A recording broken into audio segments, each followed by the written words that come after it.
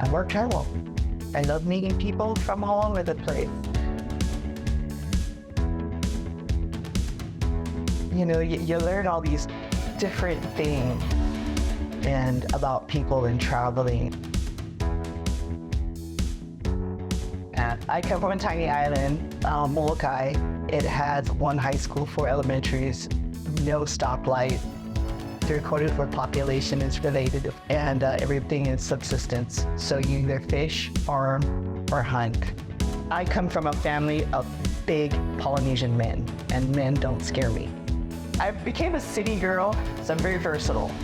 So I go from being farm girl on this little island to Alaska and living in the middle of nowhere and living in rural, haul your own water, no electricity. Now I buy Kentucky and they're like, oh, you're living in rural. And I'm like, town that's 20 minutes away. My husband and I left state service. We were working for the state of California, and our children had just moved out of the house, and we thought, what will we do with the next chapter of our lives? And decided to travel so we could see the rest of the state. I don't have to manage anyone. I don't have to supervise anyone. And I have the freedom to make my own choices. When my day is going to start, but where I want to go. We make a call and say, hey, we want to go here. Can you find us a load here? Within reason, our dispatcher usually gets us where we need to go. I love being alone in the truck. I love to drive at night because the rest of the four-wheelers or the cars aren't as busy, traffic's not as busy, air's clean. I like the nightlight, it's quiet. It gets a little crazy, but other than that, it's actually kind of nice to see the world when it wakes up in the morning. When we first started trucking, we went with a company that did not care. We ended up in a blizzard in Missouri with no heat, no AC that had been going on for months. The only experience I could fall back on was my 10 years living in Alaska and working on cars and never breaking down in the middle of Alaska. But it's very brutal to be in, I think Wyoming hadn't had a blizzard like this in years. And you have to weigh your decision to, should you keep trucking? Should you keep moving? Because if you move, you could have an accident and you can't see. And by then the windshield was iced over and there was nothing to see. And if you park it, what happens if you get stuck and the snowplows can't come to you for at least a day or two and there's no heat? Where are you gonna know? As soon as we got back into Arizona, we left. Find a company and research a company that cares about the safety of their vehicles, the safety of their driver. You don't know what other trucking companies are gonna be like. The way I found GP was researching. You hear and you can ask other drivers on the road, and I do. We stay because of the dependability. And after that first trucking company, from there on I did my research to see who treated women well, because I gotta think on that side besides not just my husband, but I have to think for myself too, because I'm in this strange world that's just got, men in it. There's hardly any women in there. Today there's more, but it can be kind of scary, and I don't want to be put in that kind of position. So GP checkmarked all the boxes. The first call I made was to ask questions about the company. And my rule of thumb is I might be going in for an interview for a job, but I'm going to interview you. Not only do you want to see if I will work well for you, but you have to work well for me, because I'm a very hard person to have on the team.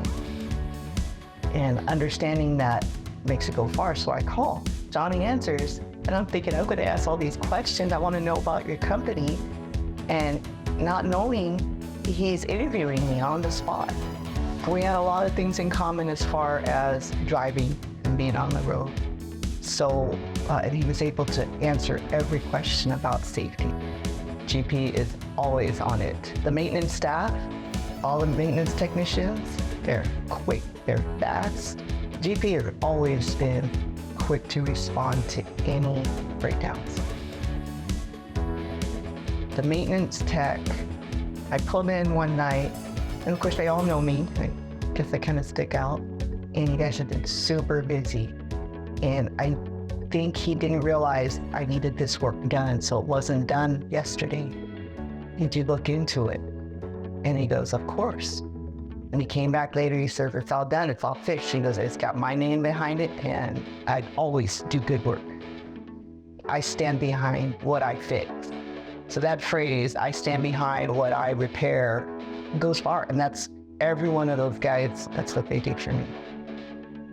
There's a lot of people that disagree with me on many points, which I just kind of keep to myself. And I'm like, it's about your attitude. I don't have a terrific attitude. I am the worst attitude out there. But if you treat the team with respect, they'll treat you with respect. Everybody here has always been good to us, from top to bottom. There's always a good attitude on every employee that I come across. I love GP. I mean, there's downsides to it, but that's my own issue. But for the most part, this is probably one of my favorite companies to work for. I saw the truck.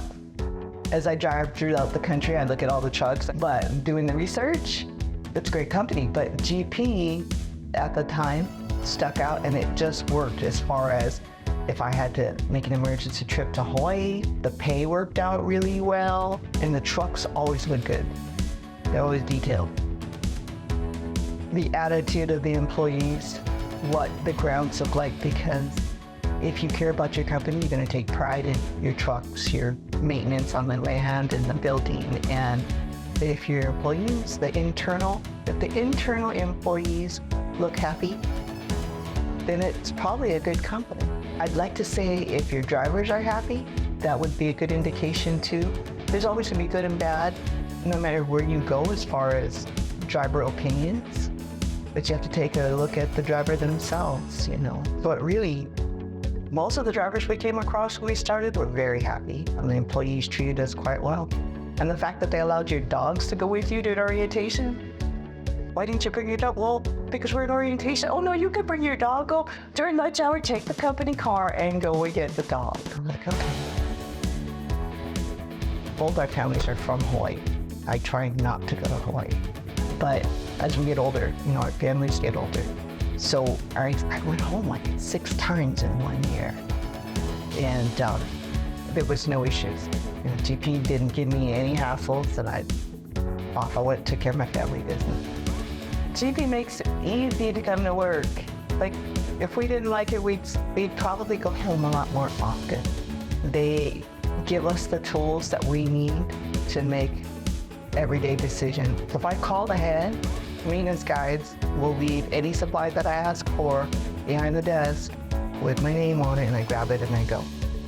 If I need wipers, anything I need, any small thing, they need the supplies for me. And that's, I can't call every company and go, hey, I'm on my way in, I'll be here for about an hour, and I gotta go, can you have my stuff ready?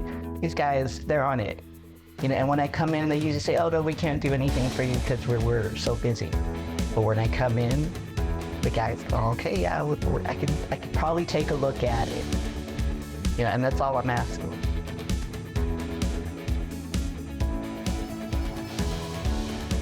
I would say GP Transco is a great company to work for if you have a good attitude, open mind, and you're willing to work with everyone here.